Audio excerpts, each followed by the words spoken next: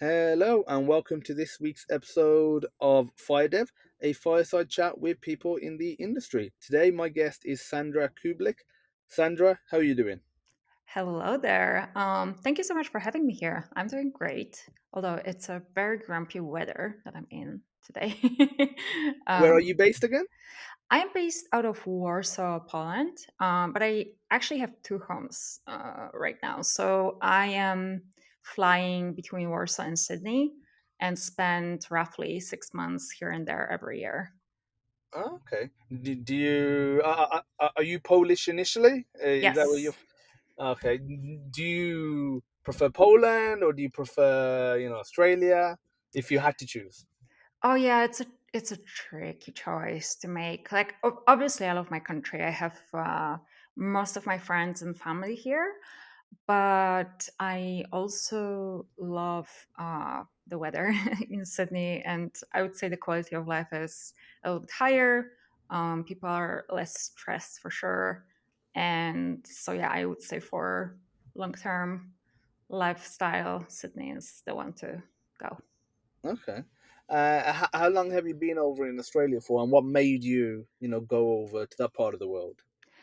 So I am always going there for like 3 months because I am on tourist visa usually, which is Mm, this is like the maximum time I can spend there every time.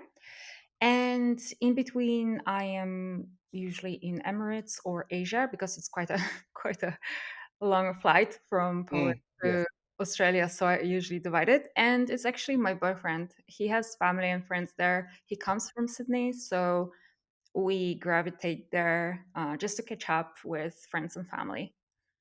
Okay.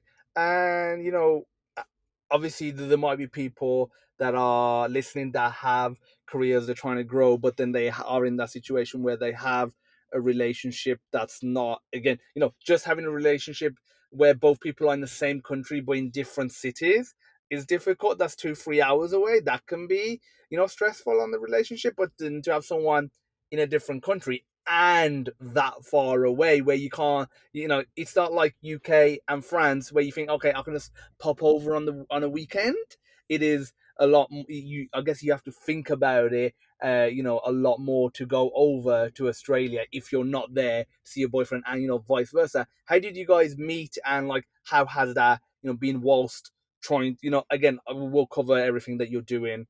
Right now, very soon, but like everything that you're doing within your career, how have you been managing that?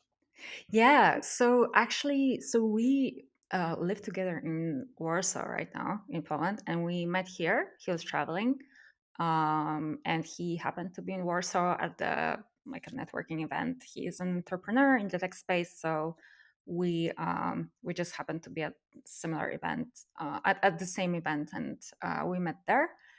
And we've been living together ever since. So we are going together to Sydney and then back to Warsaw every time. So fortunately, I don't have to deal with the long distance anxiety and kind of logistical struggles. I can imagine it must be really, really challenging, especially when you have uh, such a such a sort of time zone difference as well, because you basically have a different rhythm every day.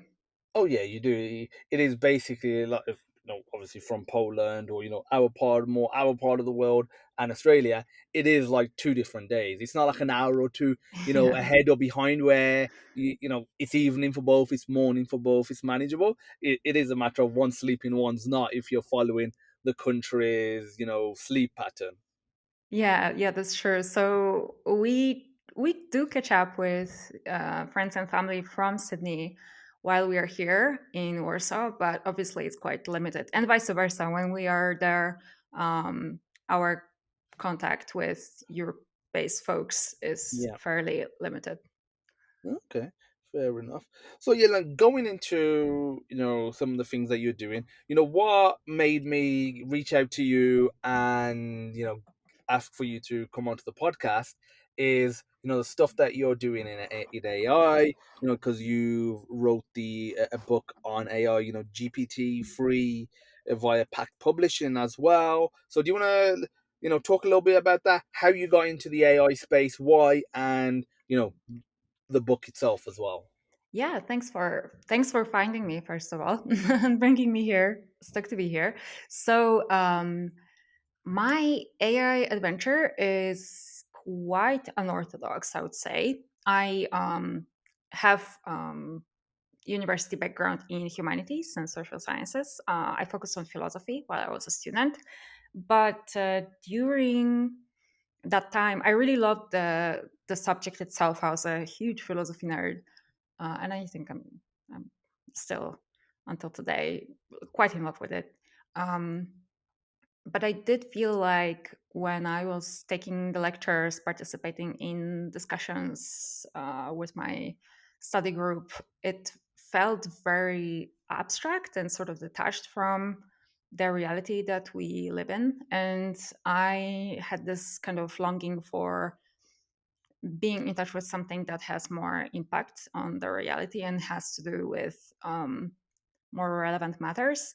Tech was a very easy choice for me. I always gravitated towards the latest hardware gadgets, the newest apps to test. I was always really indulging in the tech space, and I had friends that were developers and entrepreneurs having tech businesses. So I think it was pretty organic for me to kind of start working with them slowly and kind of build my way and my network into co-founding my own incubator for startups. That's actually how my AI adventure started. I always knew that artificial intelligence is the ultimate tech of our century. Not to be too not to use too big words, but I honestly think this is going to be huge game changer, just like the introduction of electricity was back in the days. And so I always wanted to get into AI, and I just had to choose which angle I'm gonna go from, and I really enjoy learning in the community setting. I feel like AI, especially now, but even back then when I was joining it, is becoming more and more accessible to folks from variety of backgrounds. And so there's this big hunger for knowledge and for learning, for upgrading your skills and understanding of the foundational concepts within the space. I basically had a co-founder. We wanted to create um, this AI community that will learn from one another for professionals of all kinds. We started hosting meetups that turned into hackathons that now kind of blossomed into this huge, over 60,000 worldwide AI hackers community called lablab.ai. Mm, so that was kind of my beginning. So I kind of entered through the community space, but then I felt like I want to get to the gist of it and I want to really advance my fundamental understanding of AI, not only kind of move swiftly among folks that are building something. And I started a YouTube channel of all things. I think it was because my now friend, but before that, it was just a YouTuber I was following, Bugs T Future.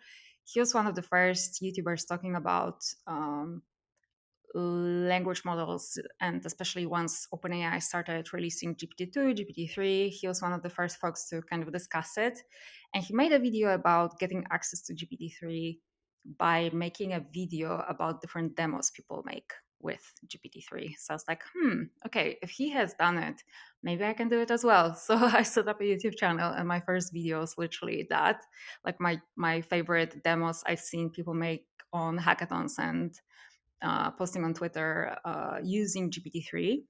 And that actually did make me get access to the beta version of GPT-3. And that's kind of how my adventure started. And then having access to it, I was able to explore it much more. And then also, the great thing about putting stuff out there online is that you get instant feedback and you advance your understanding, whether you like it or not, because you get feedback from folks that are interested in this space. They're sharing their thoughts, their experiences with you, and you have more and more things to think about and talk about, and that's kind of how the ball goes rolling for me. Um, Through my channel, my future co-author Shabam Sabo of the GPT-3 book reached out to me and said that, hey, I am working on this GPT-3 report for this publisher, and you seem to know a lot when it comes to the implementations and know a lot of people that are implementing it. Do you want to get on board? And I was like, sure. So I started working with him on this report, and then the publisher actually reached out and was like, you know what, this seems to be like a bigger topic. This technology seems to be like a fundamental shift, and people are really hungry for knowledge. So we are interested in giving me a book contract. So we're like, you know, taken by surprise, to be honest. And it was an extremely interesting adventure for me. We spent over a year working on the book together. Shabam has a um, technical background. He used to be a data scientist. Now he's a product manager at one of the hardware companies, Sensor Torrent, that is developing hardware dedicated for large language models. So he was really good at diving into the kind of technicalities of the API and bringing out tips on how to build stuff most efficiently and not to make kind of rookie mistakes.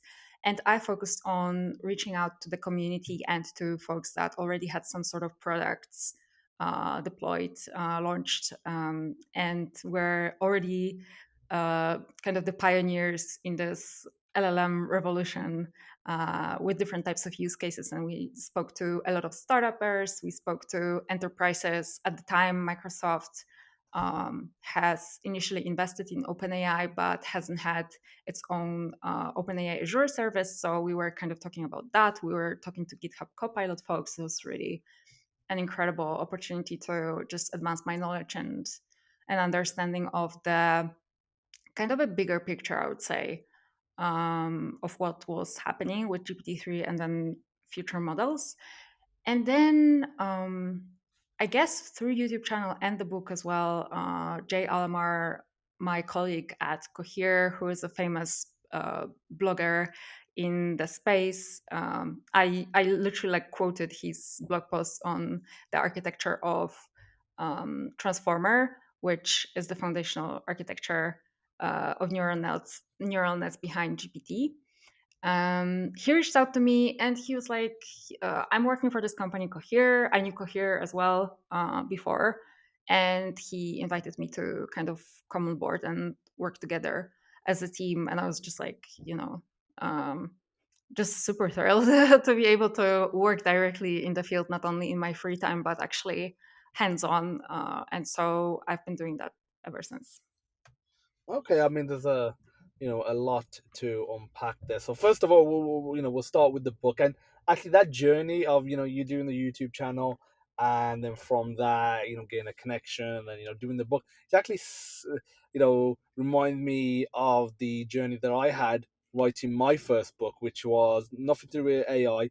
It was a games programming book using the Cocos 2DX game engine, and what ended up happening was I'd been using that engine plus the precursor to that one, which was Cocos 2D iPhone using Objective C for a number of years. And the resources were lacking. One, it was made by a Chinese company, so a lot of the resources were in Chinese. And even then, it was out of date and definitely wasn't much in English. That was very good, and they had been mainly made by people that were in China. So there was a lot of instructions that were either missing or they were hard to follow. So I Mm, was basically trying to figure out, how to get this engine to work and actually, really leverage it. Even though it was and the thing was, it was very popular and a lot of games were using it, but it was being used by more the bigger companies, even though it's open source and free, simply because it was a little difficult to get around and you needed a bit of technical know-how and experimentation to get things started. So what I ended up doing was recording tutorials, setup tutorials, guides, etc., on how to set it up, how to leverage the different features. Partly just because I wanted an easy reference for myself to go back, and because some of the things were a bit difficult to initially get your head around, and I thought in case I forget, I don't want to go through the pain of figuring it out again. So I just documented it, put it on YouTube, and I thought, it'd be nice for some other people. They might really like it. That started picking off, and I remember I think I was 3 or 4, maybe even 2 videos into it, and someone from the company that makes that manages the engine Chukong, they reached out and they messaged on one of the videos, say we really like it, basically, let's talk. And then from that, they said they got 3 books that they want to do any of these interest you? I picked one of them, and I remember it was exam time in my final year of uni as well, but I was like, never wrote a book, let's go for it. And they're willing to take a chance on me as well again, and that was packed as well. That was packed publishing. So I worked with them on 4 books now, but yeah, that's how I got my start. Very similar. So it's a very similar journey, and that really does resonate with me as well. I feel like pack does that a lot, reach out to people that are doing some stuff online, especially if they're with topics that align with their books that they want to publish, because I've heard similar stories from a few other people. But yeah, like going back to your book, so it's a book on Chat GPT. Which version of Chat GPT, and what would somebody take away from reading that book? Like, who's it for? Yeah, okay. Just to kind of follow up on what you've mentioned, I think publishers are doing an amazing job in kind of fishing out the folks that have the potential, and it's really underestimated how a collaboration like this can change your career and your scope of understanding, kind of impact your life. So it's really, if any one of you is thinking about writing something or throwing something out there into the online space. Don't think about it, just do it. It's really worth the stress and the anxiety that comes along with it. But yeah, so GPT-3, so to put things in perspective, ChatGPT is a consumer product, chatbot product, that OpenAI has released, that is built on top of big foundation model called GPT. Uh, with the letters come from the architecture, generative pre-trained transformer. And this model GPT has different versions, and I'm pretty sure OpenAI is still working on the future versions of it. Um, it's a huge text generation model that is extremely savvy at um, different types of language-based tasks and manipulations when it comes to the convention, when it comes to generating new text, summarizing the text that you give it. Um, these models are extremely savvy when it comes to general manipulation of text. So ChatGPT is currently, I believe you can choose whether you're using GPT-4 or whether you use GPT 3.5. The reason these two versions are available is because GPT 4 is better but slower. It's a bit clunky when it comes to the production applications. And so if you're building something at scale, most of the folks that are using OpenAI API are going for GPT 3.5. And so my book talks about GPT-3 version, but it doesn't talk about the chatbot as a consumer product. It talks about the model. So the kind of endpoints behind the API, the models that you have access to be able to build chatbots and other types of applications on top of it.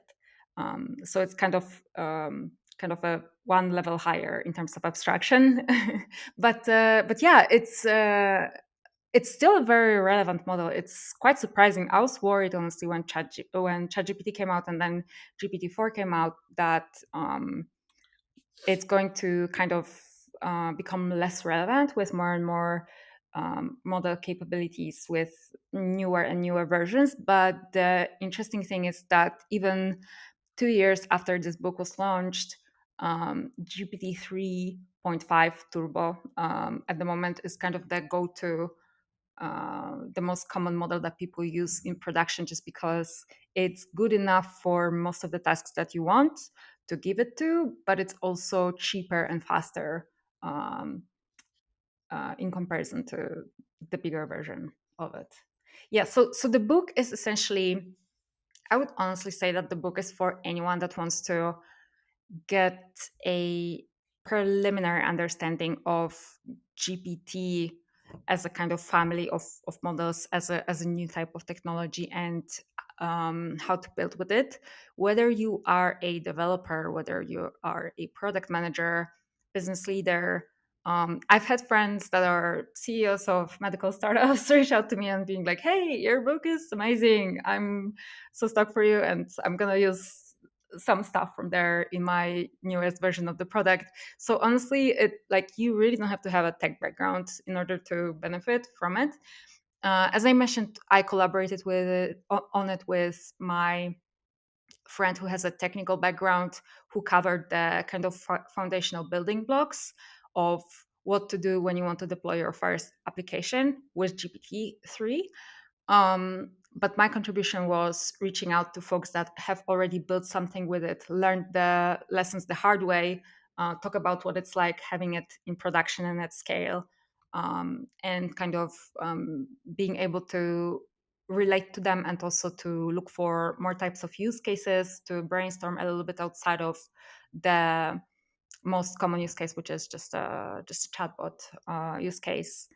And yeah, so I would say it's like a good introductory book for folks that are thinking about using LLMs in production setup. And whether you're a technical folk or business folk or product folk or whatnot, or just are interested in this technology as a cultural phenomenon, let's say, I would say this book will help you get started and give you a good kind of launchpad for your further research and investigation into it. So is it fair enough to summarize the book as a guide slash book for the GPT API, or not quite? Yes, so it's fair to characterize this book as a introductory guide to OpenAI API. Okay, so the the API. So okay, so just to confirm, it's used in the GPT-3 model and not 3.5 in the book. So the book talks about GPT-3. Honestly, GPT 3.5 is just another version of GPT 3.0, I guess, which wasn't out there when we were talking about it. When we were talking about it, when we were writing the book, the GPT 3 only was out there. Hmm. But the differences are not that substantial. I mean, if you want to understand the technology if you want to grasp the concept and start to understand its potential, you can go ahead and use this book. And then while you are interacting with the model, where we encourage you to do that all the time, honestly, that's one of the best ways to learn something, is to interact with it and kind of try to build something with it, even if you are going to fail. So once you're going to interact with the later versions of the model, like GPT 3.5 or GPT 4, you're going to realize that they are more kind of nimble, they are more savvy with time, and it can be extrapolated to future models as well. So once GPT point 5 is going to come out, GPT-5 is going to come out, you will still have this foundational understanding of what this model is capable of doing, and only will have to catch up on the latest capabilities.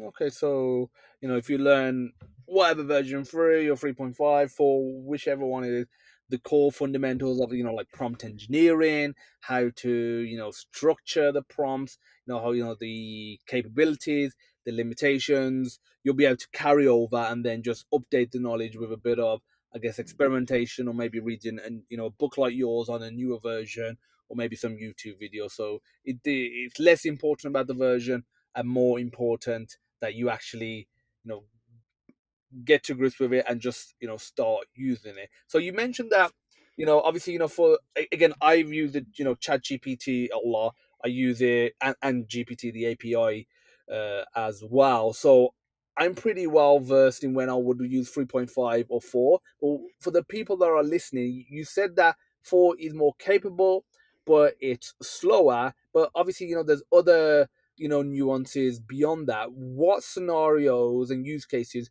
would you recommend to, let's talk about developers first, to use something like GPT-3, which again, I'm including 3.5, and when would you say, okay, this is when you should use 4? And then also for an end user using ChatGPT, when should they opt for 3.5? Again, obviously 4 right now is still only in the paid tier, but let's assuming they have the paid tier or they're thinking about it, when would they benefit from using ChatGPT 4?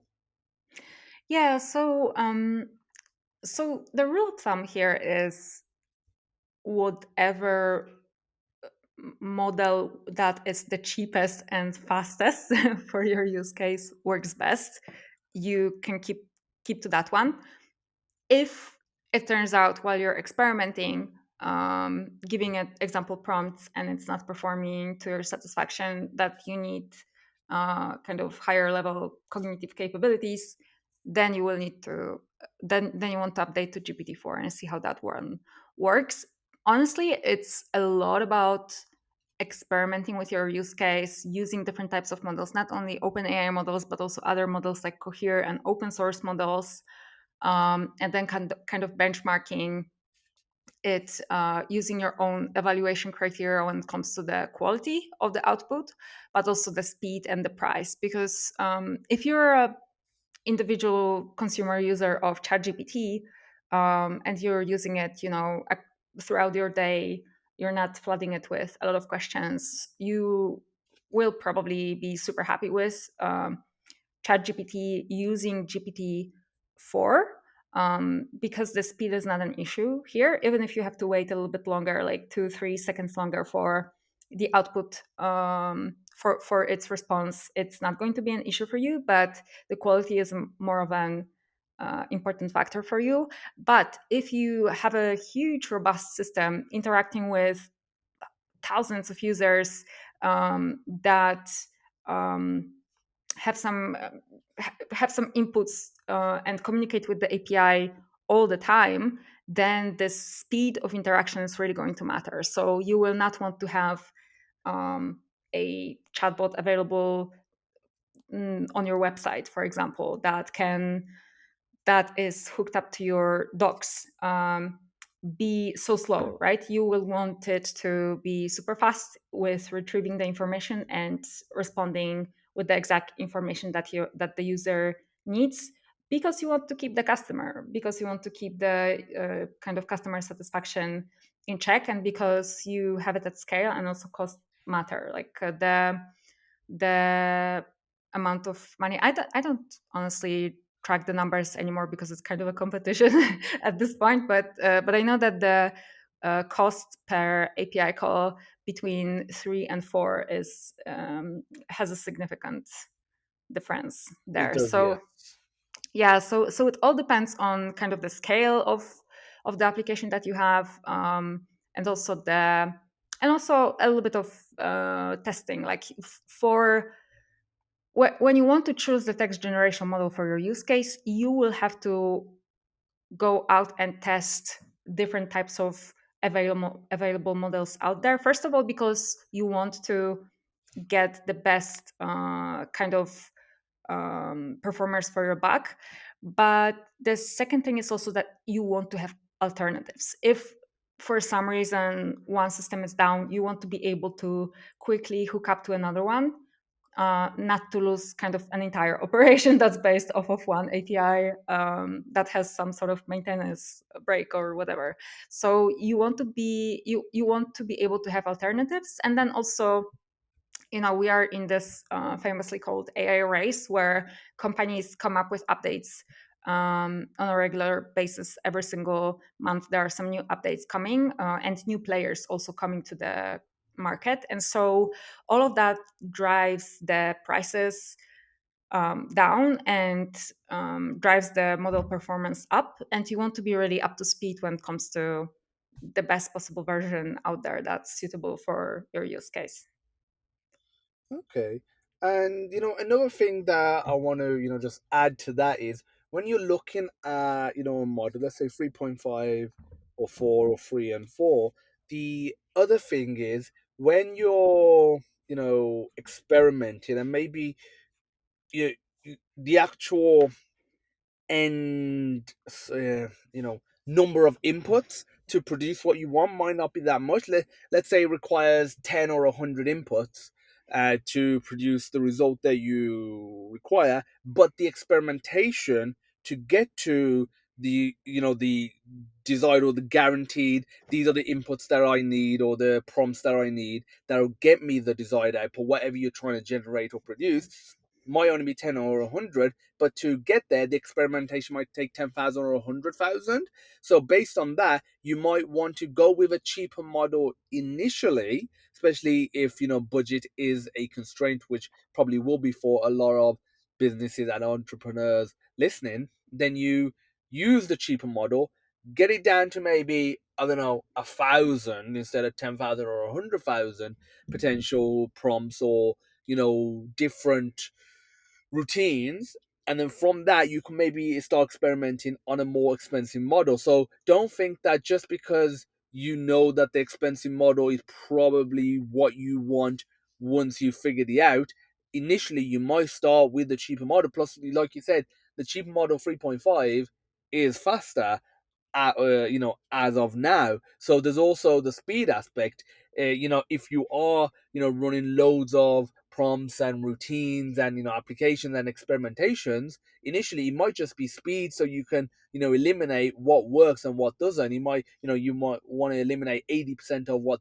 isn't really working, and the quality of the output may not be as important as just pure speed. So that's not something to bear in mind as well. Just because you go down one path, it doesn't mean you can't switch it up. And that goes back to your other point earlier on, that you said the model is less important, but the knowledge of how to leverage I'd say the system. So if you know how to use ChatGPT, I'm talking about ChatGPT, but again, GPT in general. If you know how to use ChatGPT 3.5 for coming out, like you said, doesn't really change much. It just enhances the capability. Obviously, there's, picture input as well. There's, I'd say the quality of the output is better, but how to use ChatGPT is still basically the same, with a few minor differences. Obviously, you got different input methods like images. So the main thing is just understanding and having a core,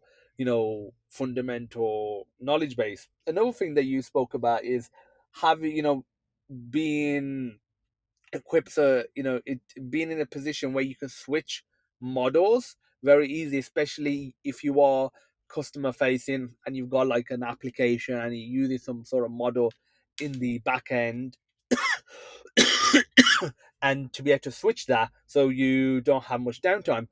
What's your opinion on non, open AI models out there like Googlebot and anything else that is out there? Is there anything that you're seeing that you've tested that you think, okay, this could be a real contender for, GPT, or not? Yeah, so it all comes down to the type of business you are and the type of product or service that you want to implement the model in.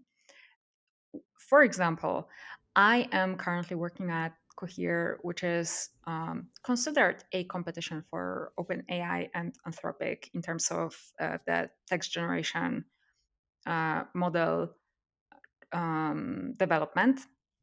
But in reality, we are only interested in working with enterprise grade customers, and we're only interested in developing text generation models to the extent where it is usable for enterprise grade customer in a setup that allows it to also use our embeddings, and to build some sort of semantic search fueled chatbots that have access to external sources of information and can perform kind of higher level cognitive capabilities, higher level cognitive tasks on top of the external sources of information.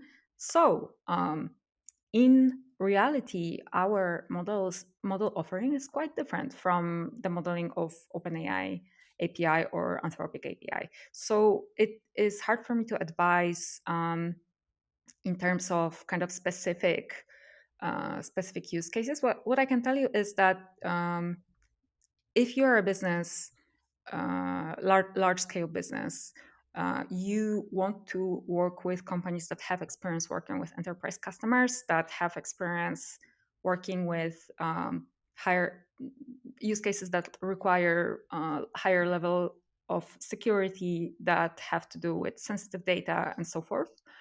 Um, if you are a developer, startupper, building something from small to medium, I would say, size business, I think OpenAI slash Anthropic, depending on your use case, is still your best way to go. But then you have all these interesting open source options coming out, like Mistral, for example, or Llama models. Like generally, the kind of the ecosystem of open source models based off of Facebook architecture, sorry, Meta architecture, is an interesting one to explore and uh, might make more sense financially. But it's really hard for me to kind of advise here on this front because I am not familiar with many use cases like this. I am working with this ecosystem of models that is implemented in larger enterprise contexts at the moment.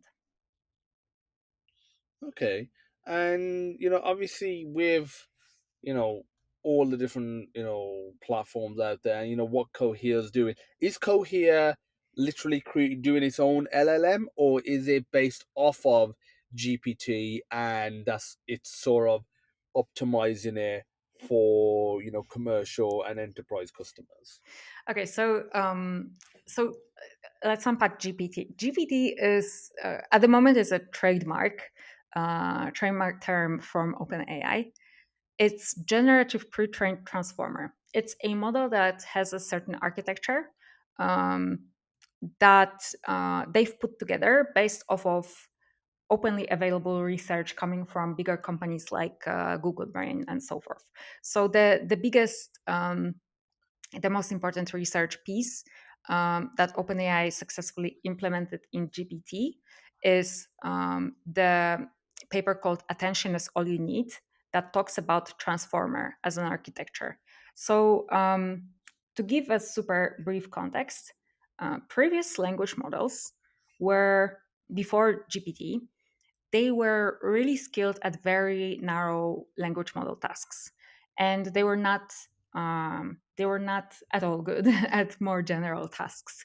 Um, Transformer paper introduces architecture that allows it's called self-attention mechanism, and it allows to capture it allows the model to capture relationships between words, regardless of their position in a sequence. And so that allows the model for kind of efficient learning of the context of the information that you give it, and gives it much more kind of powerful understanding capabilities of the text. That's why they are so good at different text-based tasks. So this architecture was an open source architecture available out there, and what OpenAI did was take it and then build a custom version of it and then launch it as its own product. Okay, so that's number one. Number two, Cohere um, has kind of originated alongside OpenAI. It was similarly launched, but it was always a commercial type of enterprise. So it wasn't a non-profit before; it was always a commercial enterprise. But the CEO of Cohere, Aidan Gomez, he's one of the co-authors of the paper that launched the transformer architecture. So he's one of the people that initially worked on this architecture that was later used in GPT.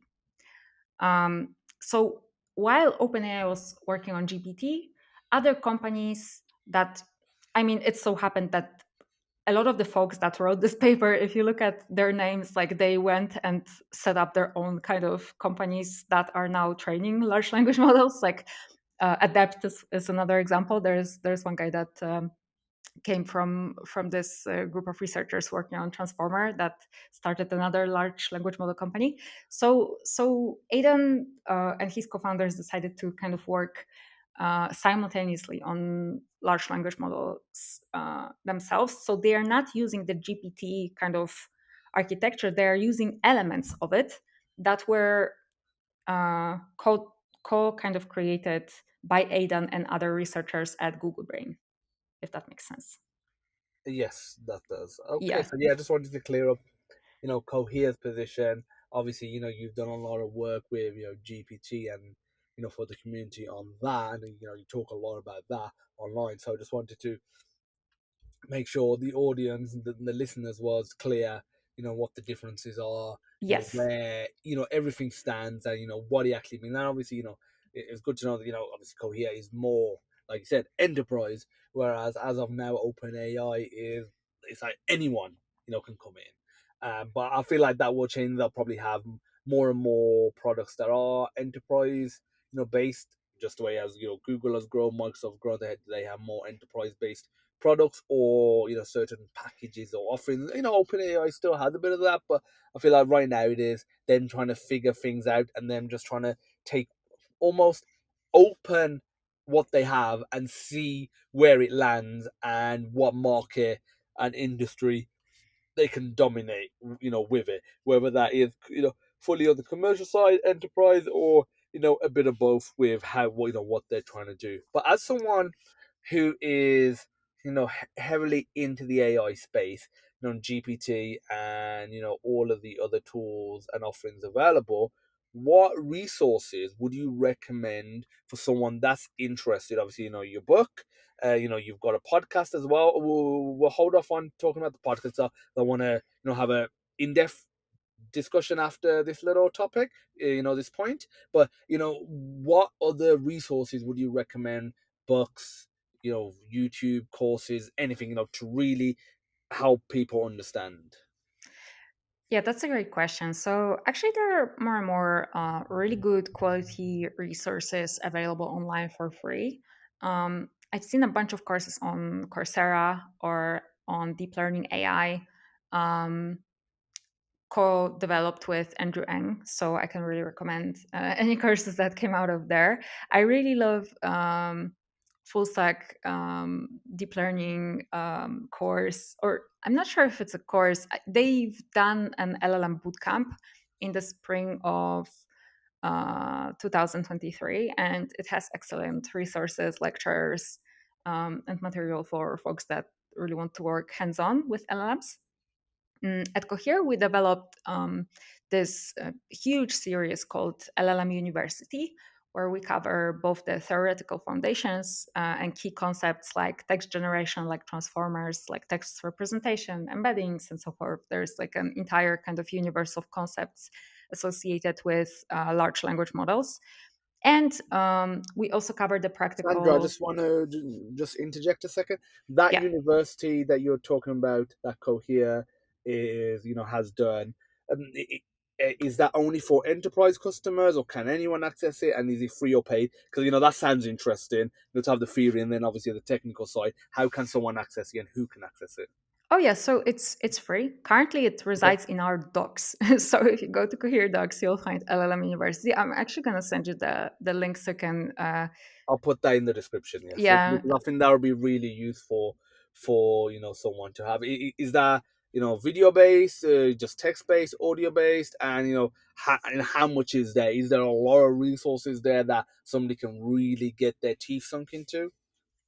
So it's both text and video based. We also add textbooks, sorry, Hmm. notebooks where you're able to kind of run a particular piece of code and see the results for yourself. We also add example applications that you can kind of, they're open source pieces of code that you can um, modify to use in your own use cases. Anybody can start and learn. It's completely free and for anyone with no prerequisites. We kind of make it kind of create the narrative for somebody that is learning about it from scratch without any kind of specific background. Um, At the moment, there are, I believe, 9 modules covering so many different aspects of the LLM ecosystem and the technology. But also, we keep working on it, so it's kind of like a long term investment for us. So you can expect probably twice as more content this year coming out. So it's going to be a lot of good material for you to check it out. It's also good to kind of follow it because we are really up to speed when it comes to the kind of latest advancements in the space. So text generation is something that everybody at the moment is already kind of familiar with. Prompt engineering, there's plenty of courses and kind of good guides on that. But there are these new exciting things like RAG, retrieval augmented generation. So being able to give your text generation model access to external data sources like web search or like internal data set or like access to different APIs like, I don't know, Slack or Gmail or whatever. And it's able to kind of retrieve the information from there and generate the answer based off of this information with citations where you are able to kind of go into particular place where that information was taken from and verify whether it makes sense, because a lot of the times the GPT models, they're like great at generating content, but then you need to verify that information. You don't have kind of like certainty when it comes to whether this information is factual and up to date. In the case of RAG, it allows you to pull the latest, the most up to date information in real time, but also lets you verify the information and the source it's coming from and decide whether it's relevant enough. So stuff like RAG, for example, as a new concept, as an enhancement for large language models, is already discussed at length at in one of the modules of our LLM University. So I really encourage you to definitely check it out and kind of go along with it. Oh yeah, I mean it's definitely something I'm going to look more into. Plus, once I get the link from you, that will be going in, this week's episode as well, so everyone can check that out. And it's great that it's free as well, so that that opens it up a lot more for a lot of people. So now getting onto your podcast, do you want to introduce the podcast? What it is. Who it's for. Oh yeah, absolutely. So basically, the idea behind the podcast for me was to keep learning about the space. A lot of stuff is changing on an everyday basis. There's new advancements in research. There's new advancements in the development. There are new ways in building kind of the most savvy applications out there. And I want to feel this kind of constant push to learn more and to talk to the folks that have the expert level knowledge in the field. Um, and it so happens that at Cohere, I am meeting plenty of those. They have so much experience coming from all kinds of companies, the bigger kind of Instagrams, Facebooks, Metas, Googles, whatnot, and also the more of the startup space. And it's always so interesting to talk when we have a lunch break, when we meet. We are a remote based company, so we are kind of all over the world, but we do have these time to time throughout the year. We do have these opportunities to catch up, and I love these moments, and I love to talk to these people. They're just like really awesome people. Generally, I love the culture at Cohere. I love my team. And another thing that I was thinking about was that in our LLM space, kind of by default, because there's just like the proportions look the way they look.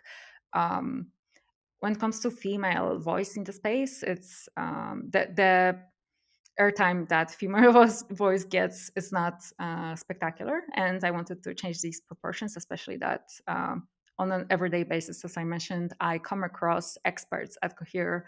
Um, so ladies that are really top of the game in their respective field when it comes to the LLMs that I want to learn from. And so the season 1 of the podcast is a series of 10, I believe, conversations with experts in the LLM space, spanning from LLM safety to product chat interfaces design to um, marketing to backend side of things. Honestly, I really went down the rabbit hole, and I'm talking to developers, researchers, um, leaders in the space, and talking about it from so many different angles, and trying to honestly learn from them for my own benefit. But I think it's also interesting for others, because we are in this kind of epicenter of the tech innovation at the moment at Cohere,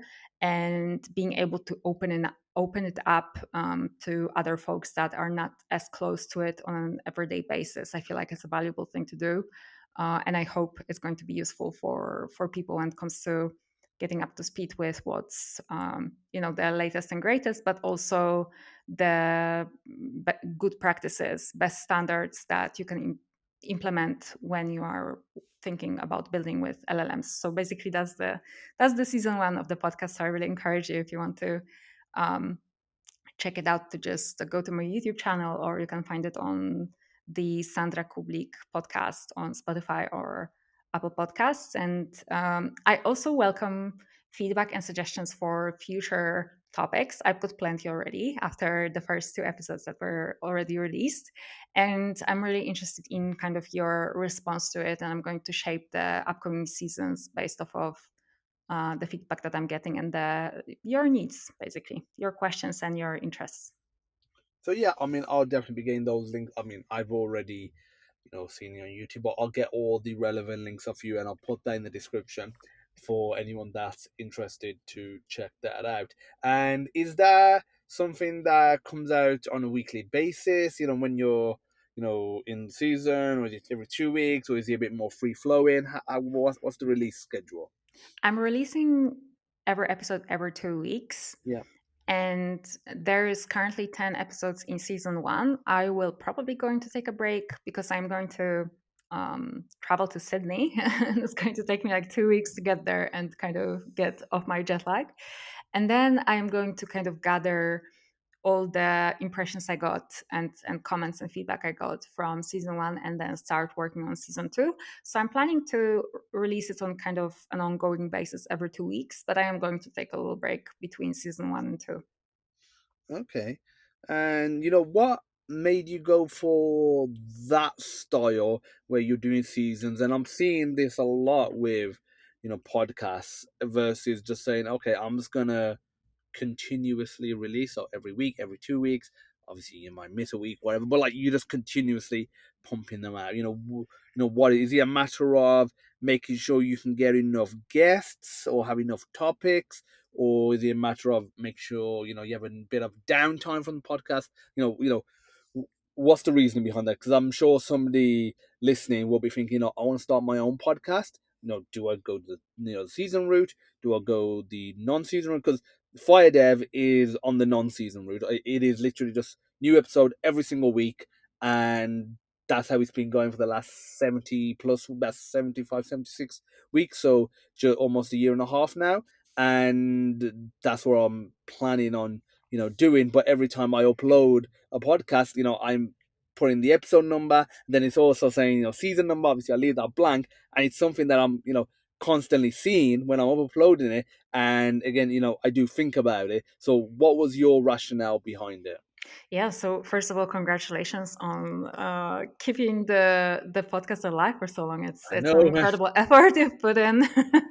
I can imagine how much it costs you personally. So yeah, I think it's a combination actually of reasons for me.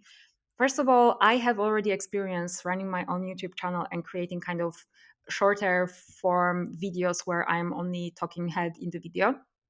And I've noticed that I am more stimulated where I don't only teach, but I also kind of talk to somebody and I'm able to get feedback on my thoughts. So the podcast conversation seems like a perfect format.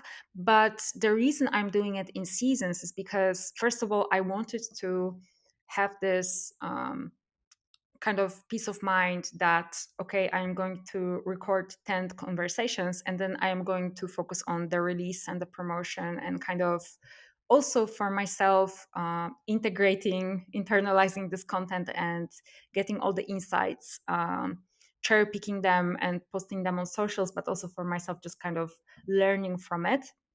And it takes time, honestly. If you have a 2 hour conversation just like we have right now, you're kind of freestyling and then listening back to it. It's a completely different experience. You feel like you're learning new things, like you're discovering new things.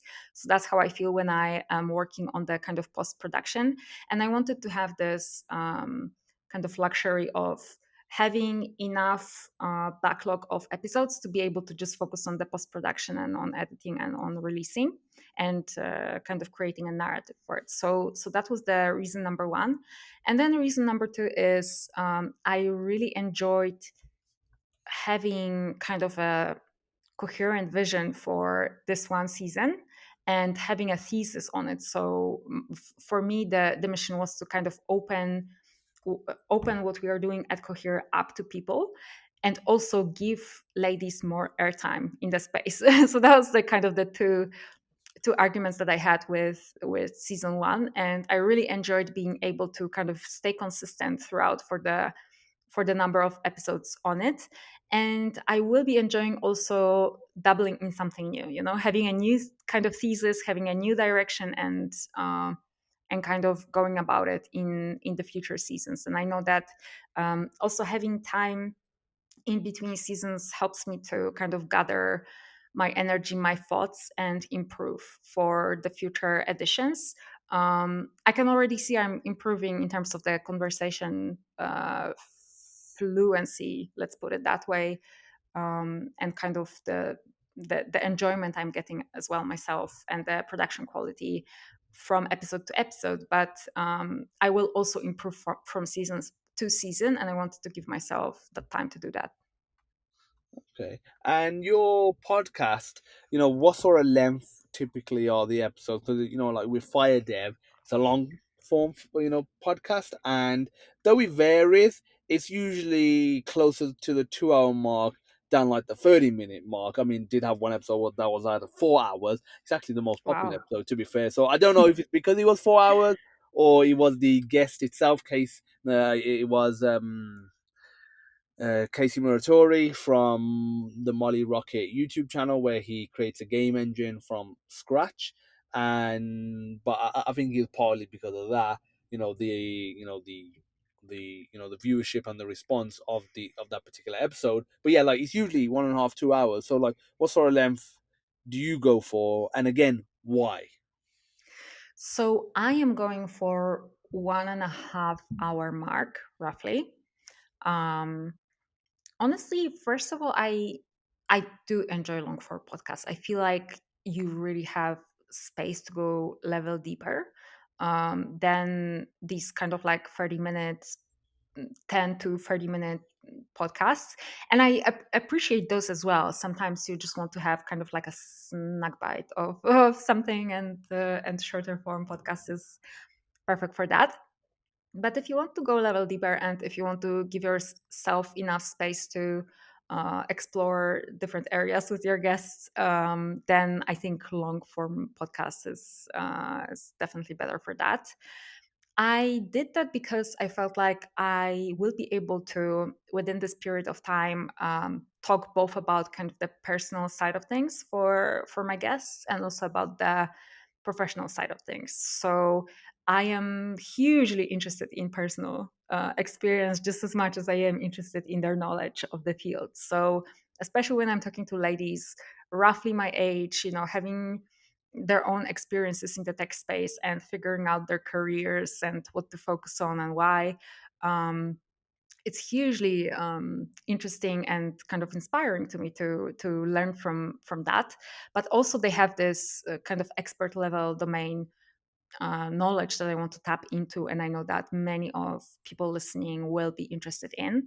So I wanted to have the space for both, and I feel like it's a nice balance. It also gives me a nice balance of being able to, in the post production stage, not spend too much of my free time on perfecting and manicuring the recording, but also being able to kind of work with it, chop it down, dive deeper, and kind of create my own version of understanding of it, which is something that I am primarily interested in and why this podcast exists. With the podcast, I also have my Substack. I launched Substack alongside with it. And what I'm doing there is basically cherry picking the most interesting, juicy bits of the conversations that I'm having and discussing it there. So for me, it's really about being able to having enough time to kind of do this internal work with the content that I'm producing with the podcast, but also having the balance of not spending too much of my time in between the episodes. And I think it works well. And I think it's important, especially for folks that are listening, that are thinking about having your own podcast. It's really important to take your personal needs into account and your personal capacity. It's really easy to kind of start with best intentions in mind and dedicate yourself fully to it. But if you will not take into account the fact that you need to rest as well, that you need to hang out with friends, have life, so to speak.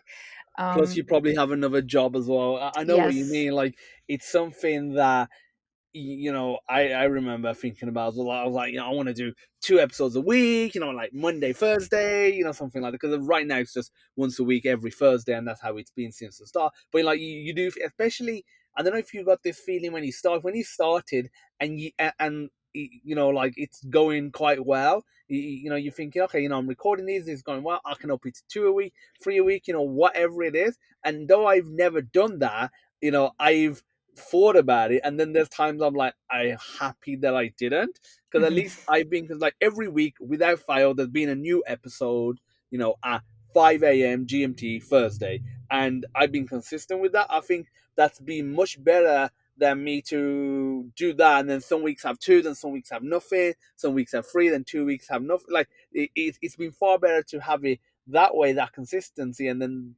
people know, the audience knows, okay, every week, Thursday, 5 a.m. Even if they don't care about the time, they just know Thursday, FireDEV episodes coming out, regardless. Like having that consistency, and obviously, like with yourself as well, with the episodes, having that consistency is far better than the sheer quantity. Even if the quality of each episode is still high, if there's no consistency, I think that's far worse than having less but consistent.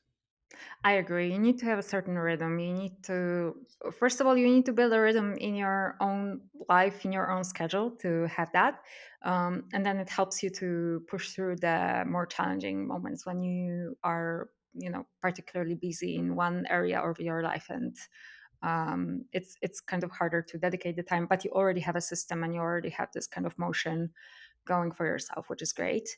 For me, hmm, so I really didn't want to overwhelm myself because I've done these big projects in the past where I've done the YouTube channel regularly, releasing episodes. Now I'm much less regular with it. I only release stuff when I'm super interested in something. So it's much more far in between, but then the quality of the episodes I think is higher. But and then I had the book, and I remember being so exhausted at the end of writing the book and while running the YouTube channel, and I really needed to take a break from everything, and I didn't want to put so much pressure on myself this time. I wanted to give myself more leeway to be able to have life and sustain a certain rhythm for myself to keep it long term rather than to kind of put a lot of effort for, let's say, 1 year of time and then just leave it because I'm too exhausted to continue. Yeah, I know what you mean. It's like you're having that consistency, and I've actually found that with my YouTube channel. It's been a while outside of FireDEV that I've uploaded something. I'm gonna get back into. There's a few videos, especially around AI and ChatGPT, that I have planned, but I that sheer quantity of content that I use. I mean, when I was at university and just past university, I was doing 4 or 5 plus videos a day. Like it was insane. Just like tutorial, tutorial, tutorial, and I was pumping out like a new like core, like effectively a new course on YouTube, like a C++ course every week or so, and it was great, and the reception was great. But again, it was that intensity of, again, I'm slowing down, but I'm gonna try and improve the quality of the videos. I'll say make them a bit more relevant instead of having like a 50 video course where only four of them are the ones that really people want, and they're the ones that are watching. I think if somebody's listening, I think there's still that place in something still that I would like to do where you're having this really comprehensive course of 50, 80, or 100 plus videos on, let's say, around a programming language or a topic, because you still need all those other points to learn about. But as I'm going, I've grown older, I've got responsibilities with work, married, kids, all that other stuff, and then trying to fit time in for other stuff as well. I It's definitely something that's hit my YouTube channel, definitely, and something that I'm trying to, you know, get back into. But like you say, like, just make it a bit more almost intentional. Yeah, again, I'm instead of saying I want to do a video a day or multiple videos a day, it's gonna be okay. I want to try and do one a week, maybe spend a bit more time than I would on one video usually, but it is a bit higher quality and a bit more passionate, and I think that'll drive me to doing the more consistent videos. But yeah, that's something I'm going to get back into. I think that's something that anyone that's listening, make sure you have figure out a sort of schedule that you can do it consistently long term. And you might not figure that out straight away. It might take a few years, it might take a few life events for you to figure that out, but just modify and change it as you go along. Yes, yes. I mean, you recently had a baby, right? Did you tell me Yes, that so I recently? mean, my son was born in December, and then my daughter was born in March in 2022. So I've had two children, very quickly.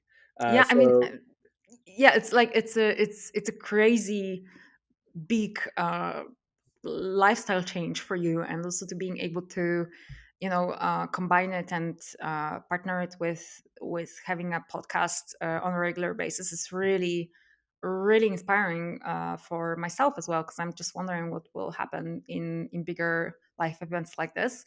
But I think it's really important also to, for your community that dedicates time to looking at the material. The more time you dedicate to it, the better their experience. I really care about that experience, to like crazy levels of anxiety when there's something up with my recording once I kind of launch it and then listen to it. Usually it's so minute that only I am able to tell, but still it gives me a lot of anxiety. I really care about the stuff that goes out, and you are able to just give it more of love, create a better description, create less noise, and more focus for a particular piece of content. And that is appreciated by your community as well. And another thing is that, we are all kind of surrounded by content on an everyday basis. There's always something to um, kind of tune into, and your community will most likely not. Um, Require from you to give them updates on an everyday basis. Rather, they will probably watch stuff on in their free time once a week, or whenever they have some time, or maybe binge watch one time, throughout, not necessarily doing it regularly. So also taking into account that we're just like bombarded by content out there, and we don't have to constantly produce, but rather just sometimes just focus and collect thoughts. I think it's the better way to go than feeling this like compulsive need of putting something out there. oh yeah, 100%. And it all comes back to that point of being consistent and also being intentional with the content as well. And like you said, I've had two children in a very short period of time. Yes, I started FireDEV after I had my daughter as well, so it wasn't like it was before and I just continued it. The decision was made and like record, and the episodes were recorded, the first few, after my first child was born. And I think the reason that I've been able to be consistent with it so far and make sure I'm hitting a new episode every single week is because there's a lot more intention, behind the podcast. There's a lot more, use that cliche term, passion behind it. Though there has been intention and passion behind with the YouTube channel, and I love that, and I love the community around that I've built. There was a lot of content there that was just, I'm just gonna put it out there, and there wasn't as much. So I'm imagining when I get back to doing the YouTube stuff again, I want to get back to it sooner rather than later with that intention and a bit more focus. I think I'll find it easier to be more consistent, because it's like, okay, each video and each piece of content is more for more laid out, and I really want to do, instead of it being, okay, I'm doing a course on HTML, and to do a course on HTML I have to cover 50 topics, but 40 of the topics I'm not really fussed about. I know, and I don't care about creating a video for. It's just because I need to do that for the HTML course. Only 10 of them that I really want to do, for example. So I feel like once it's a bit more focused, because like one thing I want to do, and other people have done it as well, is creating a game using ChatGPT. Obviously my background is, especially my academic background from university, is in computer games programming, and I want to do making games but using ChatGPT, and how you can leverage it. And I think that really excites me, and I find that side of it very interesting. Instead of saying, okay, I'm just going to do endless number of courses or series on how to create a game using this language, this framework, and this engine. And though that has been helpful, the problem is, again, I've taken a huge step back from the channel outside of publishing FireDEV content on there, and I think that hasn't obviously helped, obviously the community, versus making sure there's something consistently, going out there outside of the podcast. Yeah, like I'm just thinking, listening to this, that with ChatGPT, it almost kind of gives you the opportunity to go beyond particular framework or language, and just focusing on kind of conceptualizing a game, and focusing on helping others, guide them through steps in order to make any kind of game in any language, in any framework, because that's what effectively language models give you. They give you access to this kind of fluency, proficiency in different types of languages and frameworks that you don't have to know, but you need to understand enough about building games, and kind of having this idea from the very concept all the way until the final bits and pieces that also make up for like a huge kind of the joyful experience of a game, right? Like if a game has some special, like somebody put a lot of love behind it, and all these tiny details are in check, then users, gamers really appreciate that. I myself do.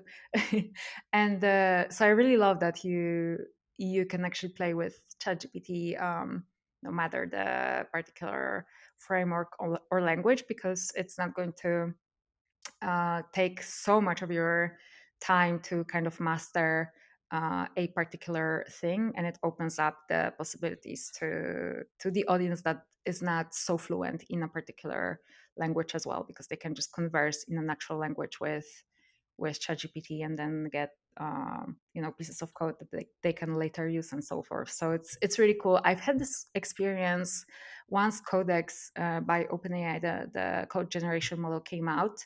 I was replicating one game that they've created, like a demo that they've put online, and I've done this super basic Baby Yoda game where Baby Yoda was trying to escape from spiders. I don't know if you've seen this series, but there was I'm an not, but episode. I'm gonna check it out, 'cause I do love Mandalorian. Yeah, so in Mandalorian there was an episode where yeah, Baby Yoda and Mandalorian got in trouble, and there were like huge spiders chasing them. So the game was about kind of avoiding the spiders while being a Baby Yoda yourself. So it was super cute, and like I honestly, I every time I interact with LLMs in the area that I'm not an specialist in, I am being blown away. So being able to just design a game from scratch without no prior understanding of how to make a game was just like mind blowing for me, and that's something that I really love about LLMs. That makes me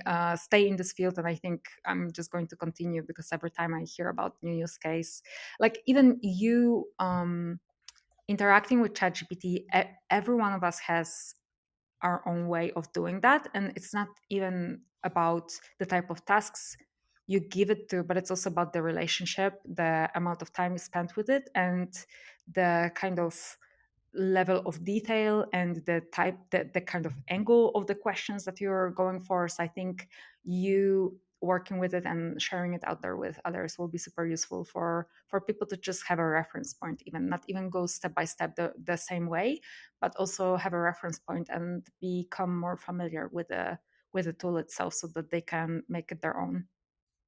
Oh yeah, and anyone that's listening to this and feels like, oh, they really want to watch content like that, and obviously, I'd love for you to watch mine. But there's another guest that I had on the podcast, Anul Agarwal, a few weeks back, and he's the founder of a games company called Momo Games, and that's one of the things he does. He uses ChatGPT, and he's got videos of how he does it to create whole games that he's published. And I'm talking about part of the code, the artwork as well. And honestly, if you look at it, they look really good. So, if you want to, check it out, check out the episode of FireDEV, plus also check him out as well. I think you'll find it very interesting, Sandra. His content is on LinkedIn, YouTube as well, I believe.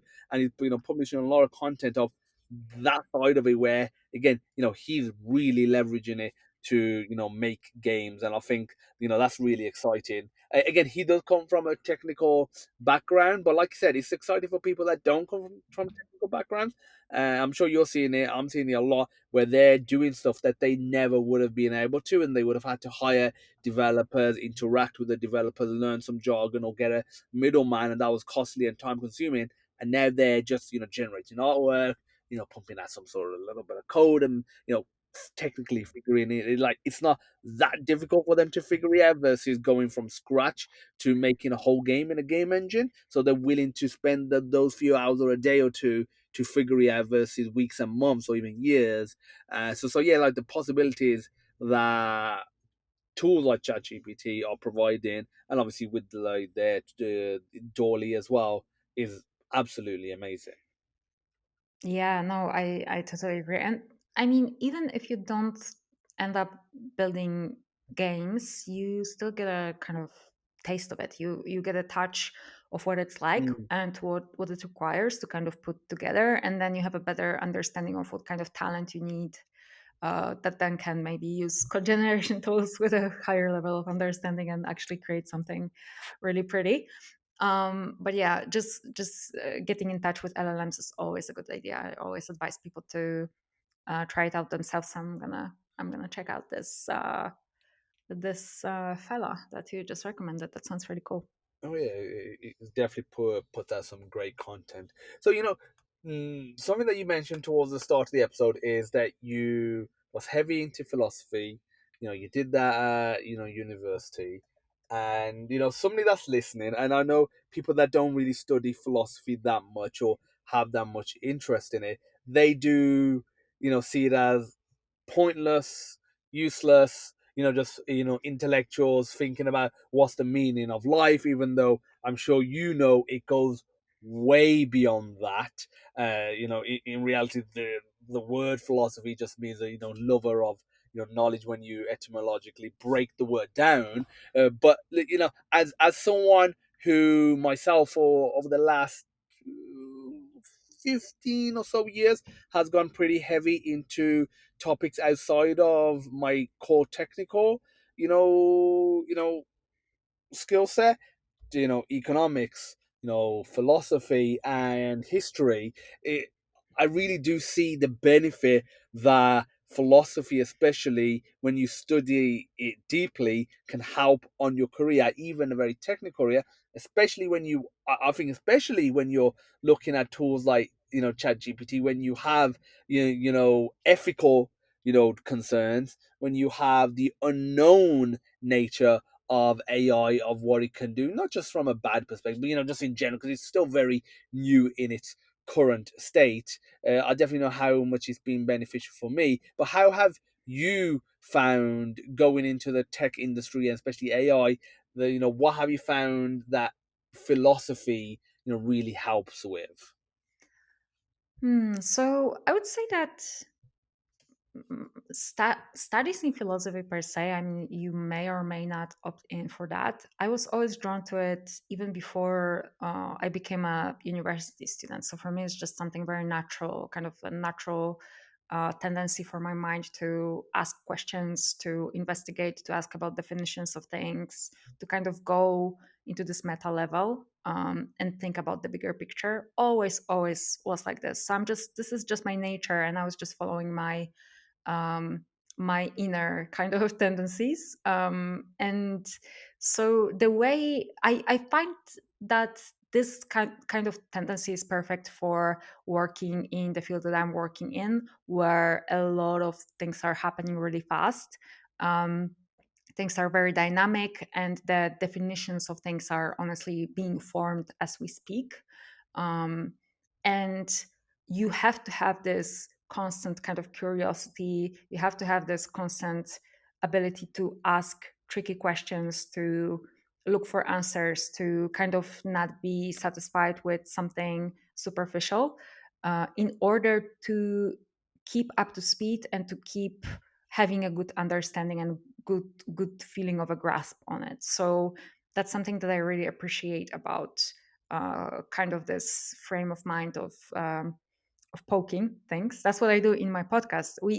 I just had a conversation with Serafina Goldfarb-Tarrant, who is the head of AI safety at Cohere, and she has a background in ancient civilizations. So we talked about kind of ancient philosophy and figures that she was inspired by, but also we were talking about we ventured into kind of talking about what large language models mean for the processing of information for us as humans, and what kind of this tool, this kind of technology means for our culture and how it's going to impact our culture. And you're able to go to this like higher level picture of things with philosophical framework of mind. And also interestingly, a lot of the people at Cohere have even if they have a computer science degree, they have PhD in computer science or math or whatnot, they do have a secondary degree in philosophy, often more often than not. So that's interesting, and that's kind of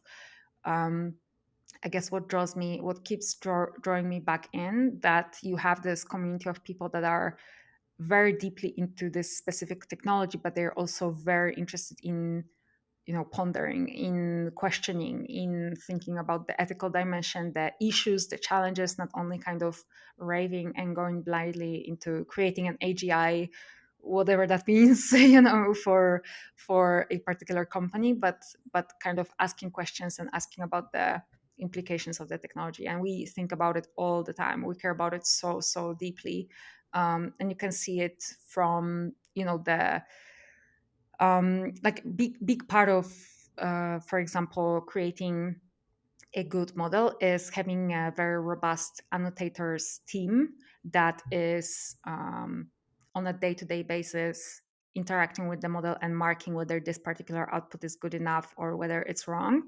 and annotating kind of the results. And so when you are exposing a group of people to raw model outputs, you are exposing them to all sorts of kind of harm in terms of outputs being toxic, outputs being racist, xenophobic, whatnot.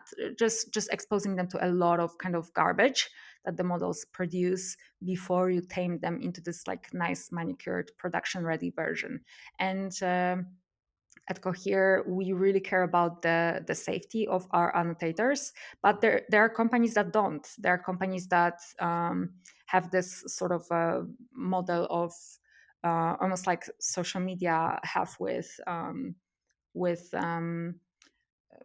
collaborating with companies that are very cheap, located somewhere in the developing world, where people have very lowest wages, and they are exposed to pictures and comments and whatnot that are really disturbing, and that impacts their well-being. So there are companies in our space, I'm not going to point fingers, but you can kind of Google it out, that don't care about that, and that don't think about that, and that don't set certain standards. So this is just an example of kind of the ethical consideration that is present there, where you are thinking about the bigger picture, thinking about the safety of your employees, but also of people that are going to interact with the technology.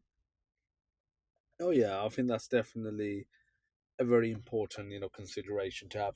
The people that are interacting, the method they're interacting with, especially when you do have a technology, this disruptive and potentially, impactful as well. But going back to the topic of philosophy, what are some of your favorite and go-to philosophers, and maybe stories or books as well?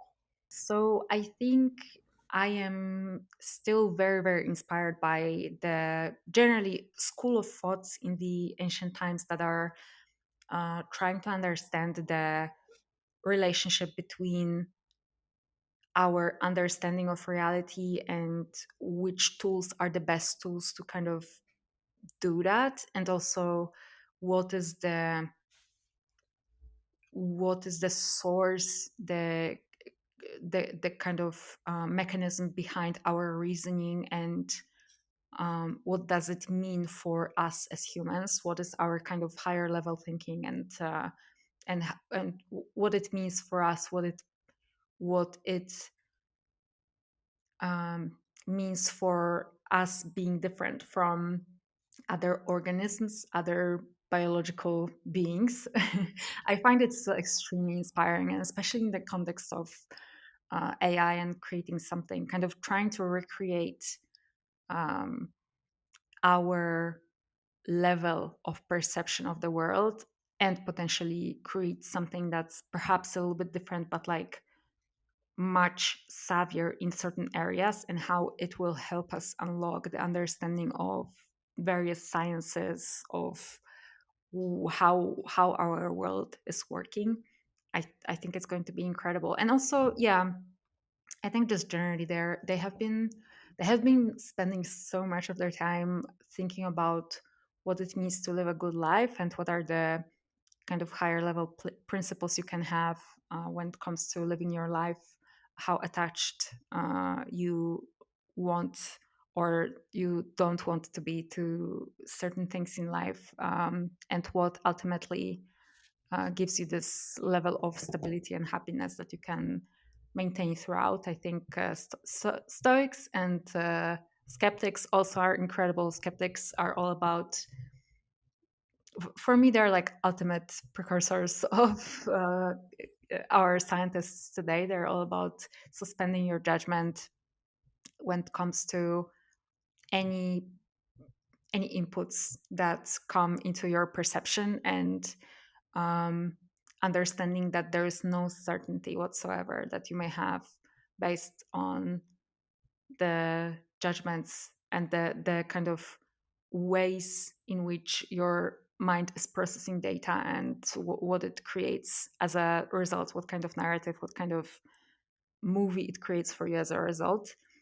I love skeptics, and they're kind of, yeah, they're really stubborn, really stubborn lesson, stubborn narrative about not believing our own perceptions, because they're always um, kind of very subjective and very much coming from a certain way we interpret reality, and the tools we have to interpret the reality. So yeah, I find it still very powerful and it's really meaningful. And um, my plan at the moment, once I retire from my professional life, is to actually come back to philosophy and keep studying, keep learning. I know a little bit of Latin, but I want to learn Greek, ancient Greek, and I know it's a huge task, so it's going to take quite some time, and dedication. But I want to get back to it, and I want to also be able to read these folks in original, because it's also a different type of experience once you have this kind of rich cultural framework to unlock the meanings behind different notions and stuff. Oh yeah, and I mean, learning Latin and Greek, especially Asian Greek, is something that I'm, interested in. As I haven't really, made done anything towards it, but that's something I would like to as well. And being able to read it in its original, text, the original tongue, is the best thing. One, things get lost in translation, but two, there's also the very real thing that people translate it and then they change the meaning, and that almost becomes a de facto text because nobody can read the original one, or hardly anyone can, and everyone that's buying it on Amazon is buying it in English. So there's also that, where certain messages are removed because there's a certain agenda that a particular individual or organizational group maybe at some point in history has. And because you can't read the original language, you don't know. You just assume that that is the way the original author, philosopher, scientist, economist, whoever intended it. Like, I've seen this done a few times, where there's been a particular like economist or philosopher, and they might have a bit more left leaning than the English version that you can get off Amazon conveys, and it's because it's basically being removed or modified. And there's that as well. Like, at that point, who are you reading? Are you reading the original philosopher, or are you basically reading an interpretation, a interpretation on purpose by some translator? And again, that could be an individual, an organization, a movement over that might span decades or even centuries. And I think that's also another reason, like, if you are interested, and that goes into any field, ignoring just philosophy, it is good for you to, if you are passionate about something and it's something that you think about a lot. And I think there's a lot of things that a lot of people do, go into the core fundamentals, go into the basics. It doesn't mean you have to learn a new language. Sometimes it might just be, okay, I'm not going to take what some celebrity or news reporter or someone famous on YouTube is saying to me in 5 minute chunk. I might have to go and read the original book and then realize, okay, that's just a small section of what's in the book, or original text, and it's not even representative of the whole message of the that particular medium as well. So that's very important, is doing your own research. And I know a lot of people will probably be listening to that and thinking, that's too much effort, but that's life, I would say. Like, just to put it bluntly, that's life. You have to put the effort in, otherwise you get misinformed. You don't have the full picture, and you just go about life not knowing why you're doing the things that you're doing, not knowing why the things that are being said are said in that way, and what it actually means. That when something has been changed, you don't know because you think that is the actual version.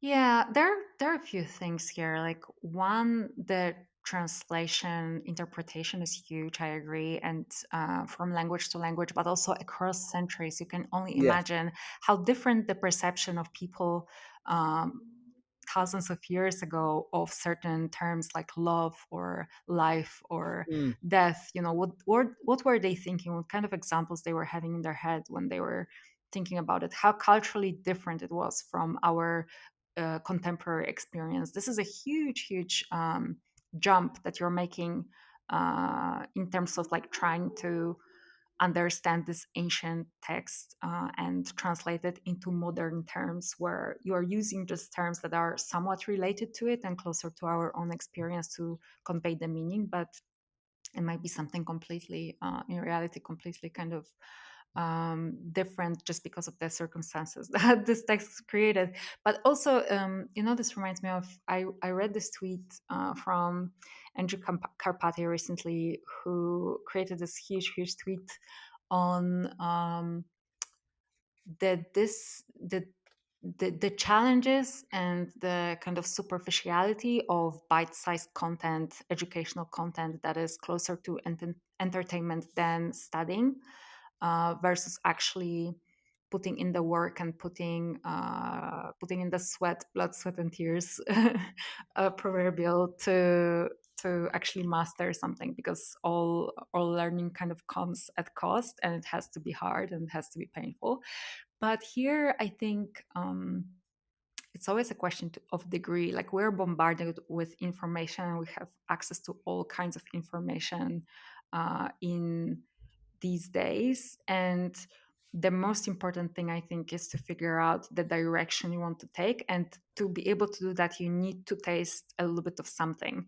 So maybe before you decide, which language, which programming language you're going to learn, or which philosopher you're going to get into, you want to have a kind of general rough understanding of what all of them are talking about, or like what you can do in these programming languages, and what kind of career advancements you can expect.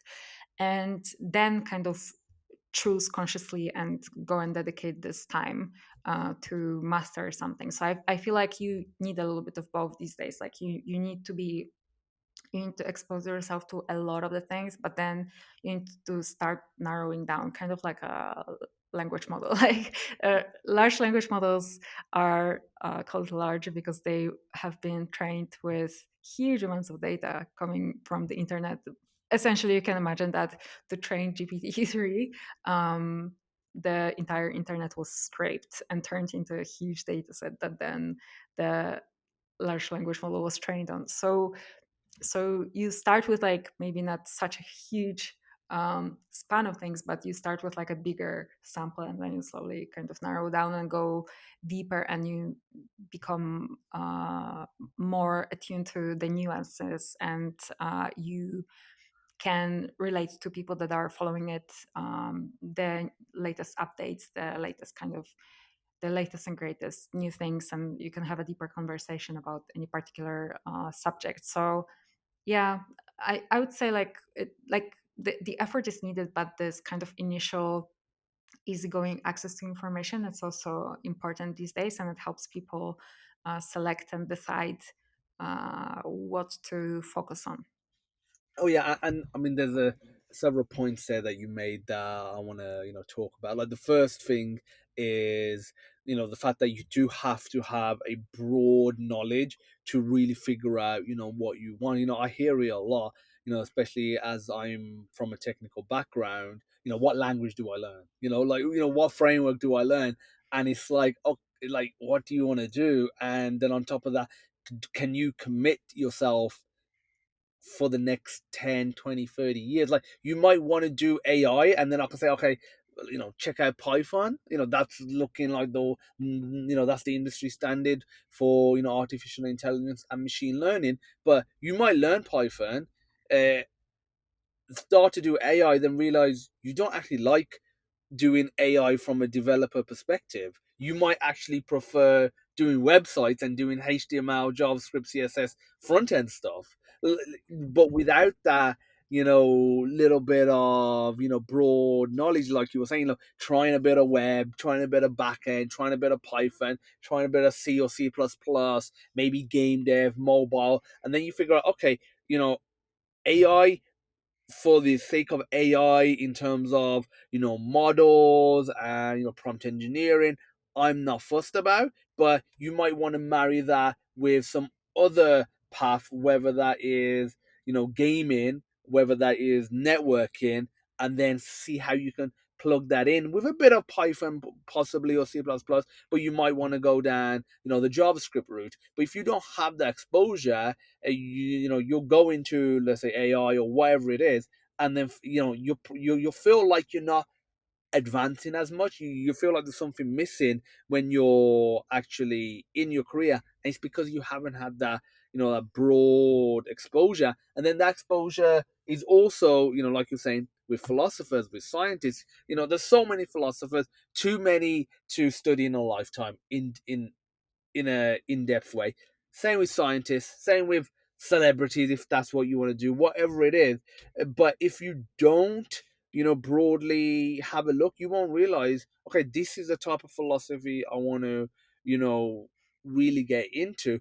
And then on top of that, it's important for you to think, what do I want to, get out of it for me, for life? Because ultimately, that's what it comes down to. You, what are you gonna get out of it? What are you gonna get out of it for the people that are close to you, your family, and your friends as well? Because if let's say if you're studying philosophy, if one philosopher is teaching about stoicism and specifics around that, but then one is talking about relationships and love heavily, like, what is more important to you, and like what areas are you weaker at? Like, if you have great relationships and you've never had issues with that, then maybe focusing on the philosophy that is heavily based on relationships and love might not be the best thing. Because if that comes natural to you, you don't have an issue there, then why are you focusing too much on it? Like, you might enjoy it, but like, are you getting value out of it? Whereas if you have issues with, the element of stoicism, being calm, living in the moment, maybe you've a bit too much focus on your career or whatever it is, then maybe stoicism is the one. But again, if you don't, one, have that broad knowledge base, two, know what you want to get out of it, then you can't really make an informed decision of, this is the right philosophy, this is the right programming language, this is the right, ultimately, career path as well. Because otherwise, it's basically the equivalent of getting in a car, turning it on, and just driving, but not knowing where you're going. Like, you have the option of having a sat nav in your life, and that's where that broad knowledge base comes in. And by having that, you have Google Maps available to you then, and then you can figure out, this is where I want to go, this is how I want to go. And then sometimes you'll have to readjust, just the way Google Maps readjust when there's, a road closure or there's a delay. You'll have to readjust in your own life as well and figure out, okay, this is what I wanted. This may have changed now, based on, there's different things that have happened in your personal life, family. Maybe you've, got a family now. Maybe something's happened with the, your family, the relationship, and you need to adjust, accordingly, your career, the philosophies that you follow. Everyone's following some philosophy, and I think that's something, very important to understand for, as a listener, is that just because you might think, okay, I'm not interested in philosophy, you are still following some philosophy or philosophies. It's whether or not they're gonna get you towards what you want, and also they'll provide the value, that you want, from your life as well. So I think that's also very important. So I think in terms of philosophy, the great thing about it is it's more of a tool. It's in terms of like examining your beliefs and beliefs of others. It gives you this tool to be able to unpack what are the assumptions about the world that you're making that constitute a certain way of thinking for you. And the same goes for others. So you're able to kind of look at it from a higher level perspective and not get so attached to it, not get so into it that you cannot look outside of the Hmm. scope of your own thinking. But it also, the cool thing about it is that it really I don't think it, like, I personally, when I'm thinking about the question of where I'm going, like I'm putting myself in this metaphor you've created. I'm in the car, I set up the Google Maps and I'm looking at my career and life. I I don't think I always have a destination in mind. I typically have like a general scope of where I'm interested in. So in this case it's AI. But I never have like a ultimate destination in mind, and it's more about why. Like, I am doing this because I think it's important. I am doing this because I think it's stimulating, and it keeps stimulating me. And as long as that is happening, I am happy to stay within this route. But I might need to change it if I feel stuck or something, right? So I feel that type of kind of uh, asking yourself questions not only about where you want to go, how do you extract value out of things, but also like why, like what's the ultimate what are the assumptions, what are the passions that are behind the things that you're doing is useful, and it's something that that philosophy is very, it's a very natural thing to talk about. Oh yeah, 100% it is, and I think that if there's one key or one of the key takeaways from this podcast, it is that be open. How, and you hear that a lot, but I feel like people are very close-minded. They won't broaden their knowledge base. They'll always be, why do I need to learn that? That's not useful. They'll dump other things, and it's just like having that broader knowledge base will, one, allow you to discover things that you will not have discovered otherwise, and then you might actually think, okay, I'm actually more interested in this than what I did at university or what I grew up being exposed to. So there's that, and I feel like it helps make you a more rounded individual. But I feel like it also forms whatever else you're doing as well. Because like if you have this broad knowledge base, you can leverage those different skills that you have, and for what you want to do. You can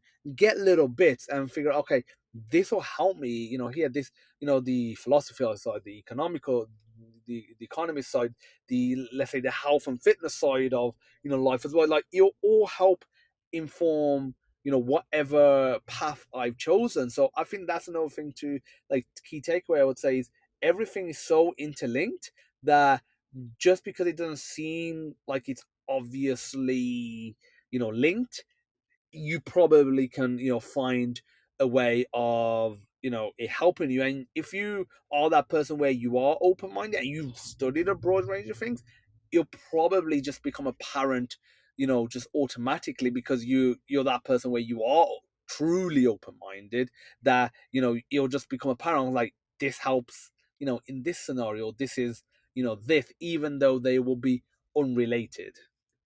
Yeah, yeah, and also I feel like, so for folks that are like eyeing LLMs and artificial intelligence and feel a bit overwhelmed, because like you can feel overwhelmed with the amount of stuff that it's happening, Mm, and plus it's just like, all sorts of questions about what's going to happen to my job, is it going to be relevant in the future, blah blah blah. So it's actually, I'm saying blah blah blah, but it's like it's a super relevant question people have, and it might contribute to them having a sense of meaning or not. So it's a huge deal.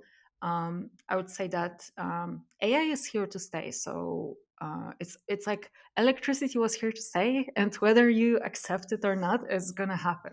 it's yeah, gonna it's gonna get broadly adopted. So it's a really good idea to get exposed to it somehow, and find an angle that interests you the most. So it doesn't have to be diving deeply into some, long chain, LLM, GPT, whatnot frameworks and start building with it. It might be a great path for you to get hands on and see how creative you can be with it, how open this field is, and how many smart people building so many cool things. What actually drew me in.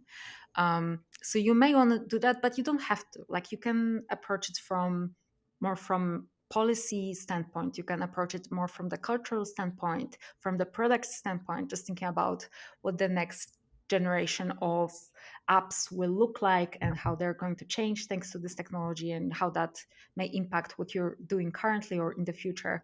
I think this is also a way to kind of approach it. As long as you approach it, and get exposed to it, um, I think you've done well.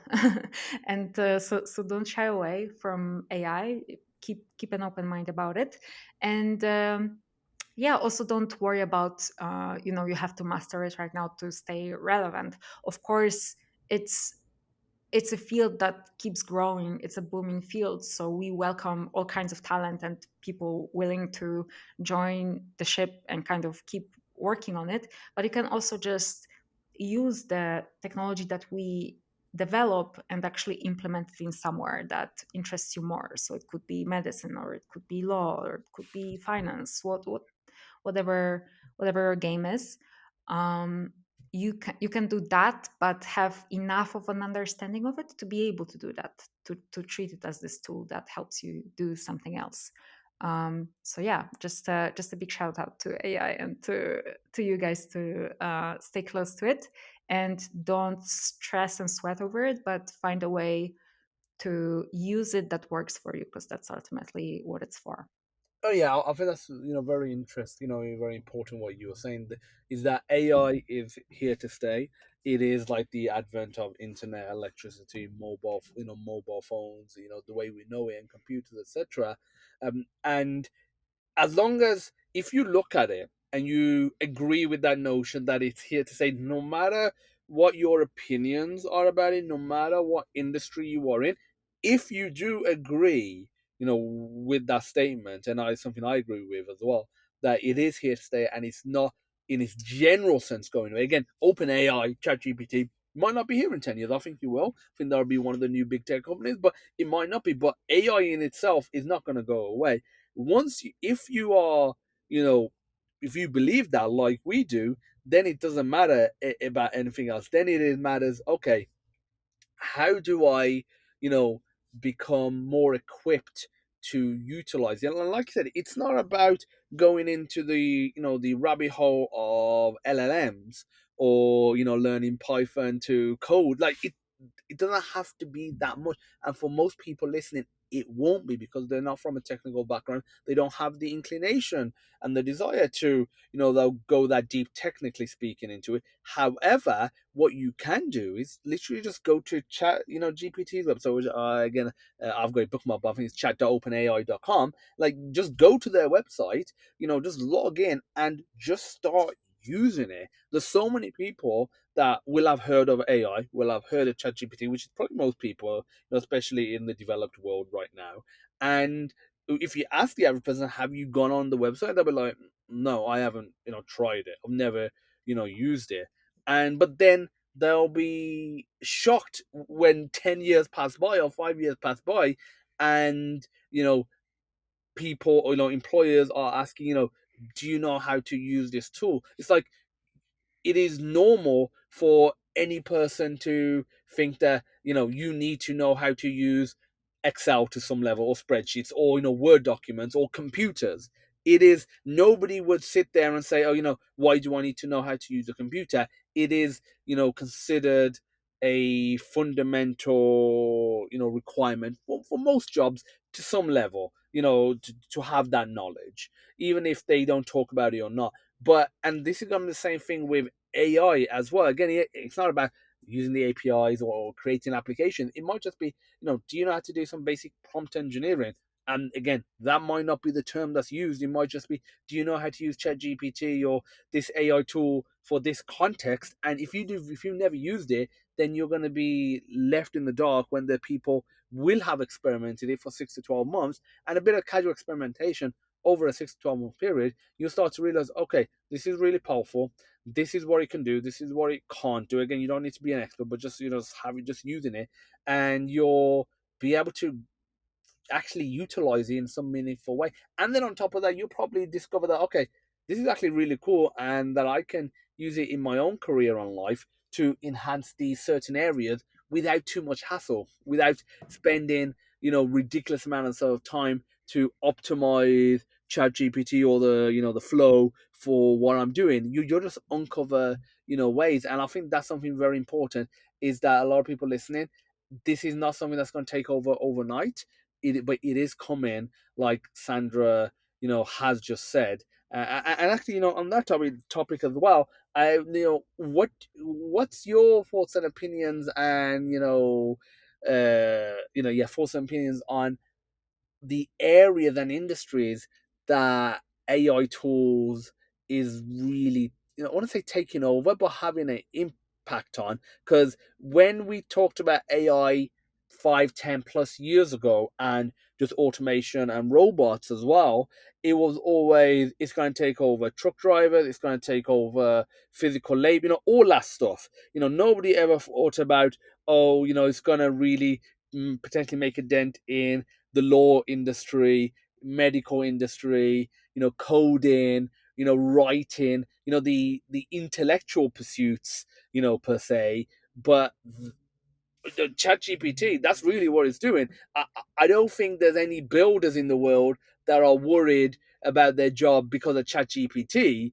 The ones that are a bit more worried are, maybe writers or that industry, and maybe lawyers, or some of the the entry level lawyers, for example, people at law firms, where some of that, those tasks can be offloaded and automated. So what's your opinions around that, where it's actually gone versus where people thought AI was going to go? Yeah, I think it's hard for me to imagine a profession in the future where AI will not have impact in. It's kind of like thinking about what kind of profession search engine doesn't have impact in, or you know, like personal cell phone or something like this. You know, it's going to be so fundamental to the way we process information that it's going to be useful in all kinds of scenarios, even when you're a builder, even when you're building houses and you want to figure out the price of something and compare two different products and figure out best course of action fast. You're going to use AI in the future. You're already using AI underneath search engines and stuff like that, but you're going to use this new type of AI, the LLM type of AI, in those products and new products that will come as well. Mm, but when it comes to this like heavier kind of disruption that you're talking about, I definitely think graphic designers, copywriters, folks in the creative industries need to they really need to get hands on with this, and they really need to make it part of their routine, because the stuff that they have been learning so far, this can be automated very fast right now. So now they have more time to work with a tool that is going to automatically design something, but work with it in a way that enhances their process. So instead of kind of trying to use ChatGPT, let's say you're a graphic designer and you need to create a brand identity for somebody. Instead of going from scratch, you can use ChatGPT to sample certain things, show it to the client, get early feedback, and then keep honing on and working. Right? Like you can use these tools to enhance the process rather than to fully replace it. I don't think we are there yet to kind of like fully automate it. Although perhaps there are some people that are doing that, but to at a level that I wouldn't consider, top notch. We're not there yet. So I think, yeah, folks that are creators generally, they really need to get hands on with it, and that would be the number one profession that I can think of right now that gets disrupted by what's happening. Oh yeah, 100%. I totally agree. So yeah, I mean, I think we've had an amazing, episode today. There's a bunch more that I want to discuss, but I'm gonna save that for another episode, and hopefully, you'll come back, Sandra. But before I always wrap up the podcast, I always have a set of fun, you know, rapid fire questions to ask my guest. Are you ready for those? Yes, that's it. Okay, so if somebody said to you, you can either have IOUs in Poland, you have euros. Is that correct? We have Polish currencies, water. Okay, different. Okay, so I'll use. I'm guessing you're aware of euros and like the like how that is in terms of like the buying power. Hmm. Yeah. Okay. So would you rather have 500,000 upfront, every year for the rest of your life, or 5 million upfront one-off payment, and why? That's a nice question. So I think I would have upfront, because I would probably invest it in stocks and then kind of count on the stocks to give me that dividends for the rest of my life. Yeah. Okay. And like, do you do much investing right now? Because that was a pretty confident and quick answer of investing stocks and the 5 million upfront. So, do you do any investing right now? And if so, what type of investing? Yes, I do investing. I actually outsource investing to my boyfriend, but we talk about it a lot. And we invest a lot in the natural resources at the moment.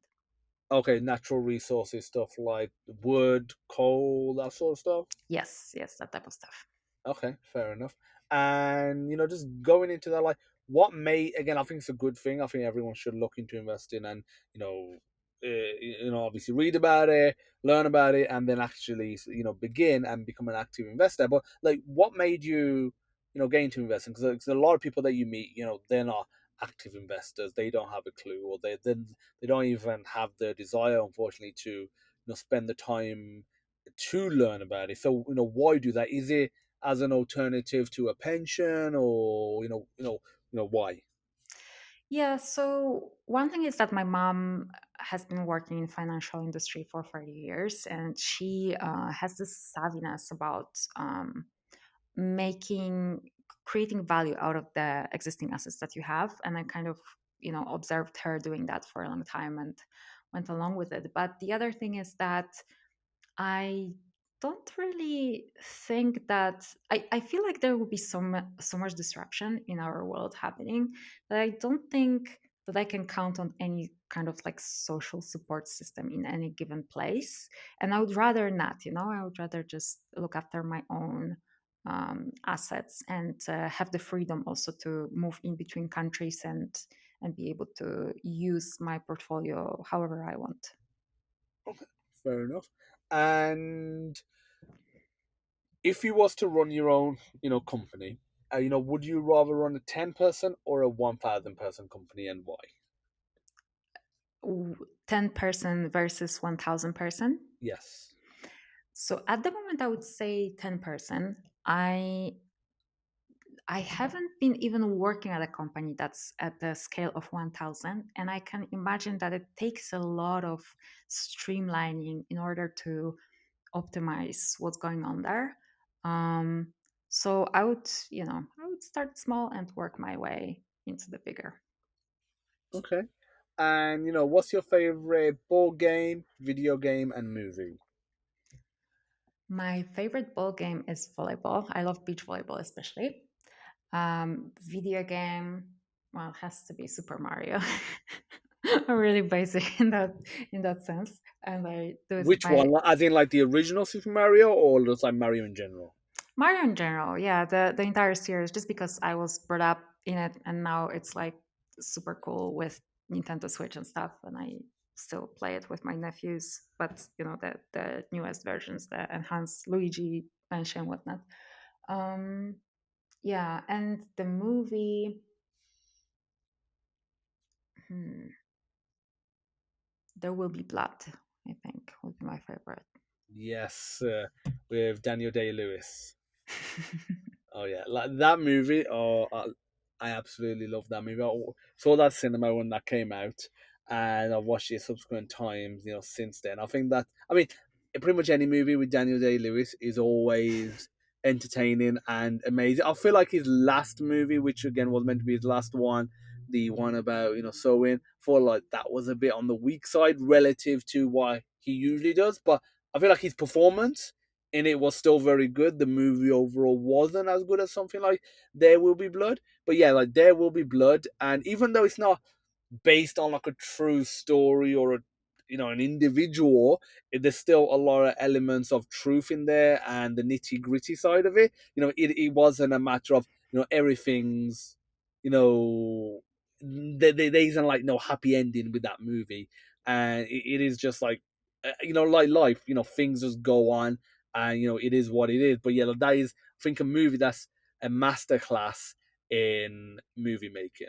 Yeah, it's a masterpiece. The soundtrack as well is just like out of this world. I really recommend it if you haven't seen it and listen to the soundtrack.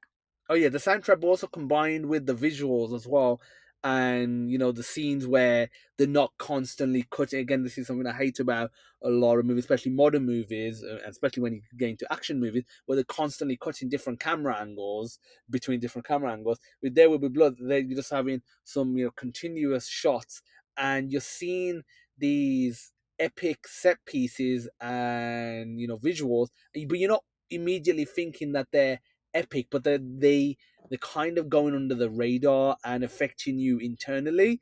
Like I watch those. So some of the scenes, especially when there's a lot of fire or a lot of oil, in there. I won't spoil it for anyone that hasn't watched it, but I actually, when I'm watching the scenes where there's like that huge, fire. I'm sure you'll know the one I'm referring to. Like I actually feel like I'm getting the heat from it. Like I feel like there's a level of depth that I don't see in some other movie that's heavily CGI, that's has fire in them. It's like, okay, it's got fire, it looks realistic, it looks fine, okay. Whereas this, I feel like not that I was burning, but I felt the impact was more real. It's incredible, yes, and it also leaves this heavy kind of silence with certain scenes where Yes. things happened and they were heavy and you need now time to process. And I love that about this movie. I think yeah, it's a masterpiece, just like you mentioned. It's definitely a movie to be watched no matter whether interested in that type of cinema or not. It's just a piece of artwork. Oh yeah, it is, and it is definitely one of those movies that if you're not looking for something super fast paced, but it's got a fast pace, sort of an intense topic. This is definitely one of those ones because, like I said, there are just scenes where it is just quiet, it is still, and some of the message is conveyed is literally just through the stillness, through the eyes of the characters, instead of it being constantly talking, constantly action. Whereas another movie that has a level of intensity that I love as well, and that is a great movie with Leonardo DiCaprio, is Blood Diamond. Another great movie, but that is a lot more go, go, go, go, go. Whereas this is going to step back, it's going to be very still, but it's going to have the same level of impact in a different way. Hmm. Yeah, I love that description. I haven't even been thinking about kind of the pace there, but yeah, and to add, I would add to that, I would add that the story itself, it's kind of like it's like a microcosm. You look at these individual characters, just like a single kind of storyline in the broader context of historical changes and kind of how the history of those times was shaped. And it's very very captivating, and being able to go like really deep into the psyche of these characters and their relationships, it's it's really well made. Oh yeah, yeah. I mean, I actually feel like watching that movie again. I feel like I'm gonna find a little bit of time and watch that movie again because, again, like I said, it is a masterclass in filmmaking. So wrapping up the podcast, actually, before I ask the last question, another question: what video game, if you're still actively playing, what video game are you looking forward to, and like what movie are you looking forward to? So I really want to check out Cyberpunk, and I don't have PlayStation at the moment, and I am planning to get one once I go to Sydney, Yeah. because it's kind of hard to have it in both places. And so Cyberpunk would be my game, and then the movie I'm looking forward to. Ooh, good question. I'm not really familiar with stuff that's coming out right now. Uh, I mean, Oppenheimer was just fantastic. Like, I loved it, but Yes. like a lot of the things that we said about There Will Be Blood, they are in Oppenheimer together with the Yeah. soundtrack. But in terms of like what's coming, I'm not really familiar with what's coming. Okay. I mean, that's fair enough. I mean, there are, I'm trying to think what's coming. I mean, Madam Web, the new Marvel movie, is coming out on Wednesday, Valentine's Day. I'm taking my wife to go and see that. We've got the tickets booked. What else? I mean, there are a bunch of other movies coming out as well. But again, it's one of those things when you sit down and think about it, you end up forgetting. What's coming out. Obviously, there'll be a bunch of more superhero movies, as there always are. And obviously, I feel like the quality is definitely dropping and varying. These days, after they're just constantly pumping them out. But I'm hoping there will be some more these movies like There Will Be Blood, where it is just a one-off. It is just masterful. The experience is something else, and it leaves you thinking about it. Like, I still think about There Will Be Blood. I think that must be what, like, 08, 09, I want to say, when the movie came out. So like 15 years later, I'm still thinking about that movie and how amazing and masterful it is. And I feel like every time I watch it, I get something more out of it versus some other movie where you watch it, you find it enjoyable and fun, but that's all it is. You're not getting more out of it. It's like a Mm, good book. yeah, yeah, agreed. It's So a good novel. yeah. So, final question: does money buy you happiness, and what does a good life mean to you? I think about it a lot recently. What does rich life mean to me? And I've noticed that the things that make me happy are these like smaller, high quality things, like having a lot of time throughout my day to take a nap if I want to, being able to read a book, having. I am living at a place that's close to this French butcher place, and they have all sorts of like meats and cheeses imported from France, and they're just like excellent quality. So having access to good quality food like this is also making me really happy lately. Good coffee, yeah, things like really, really day to day things rather than the bigger things. But money does help in getting access to them and having kind of the freedom to be able to afford them. So it's like it's mixed. I wouldn't say money buys you happiness, but money definitely helps in giving you things that make you happy. 100% agree. It depends on how you use that money, but yeah, it definitely helps a lot in easing, life's burdens, of which there can be very many, and combine that with a bit of stoicism. Yeah, I think that can be a good recipe for life: money, stoicism, and a bit of intent and purpose. I think that could be I think that's a good set of ingredients for a good life. So I want to thank you, Sandra, for coming on to the podcast today. It was really insightful. I'm sure the listeners will enjoy this episode as well. I'll get all those links that you said as well, and I'll put them in the description so anyone can access the university and your podcast as well, and anything else that you feel like will be cool and interesting, especially around the AI space. To share. Feel free to send it over, and I'll put that in there. So, Sandra, thank you for coming on today's episode. Of course, thanks for having me. It was really fun. No problem. And I want to thank everyone for tuning into this week's episode of FireDEV. And I'll see everyone in next week's episode. Bye bye.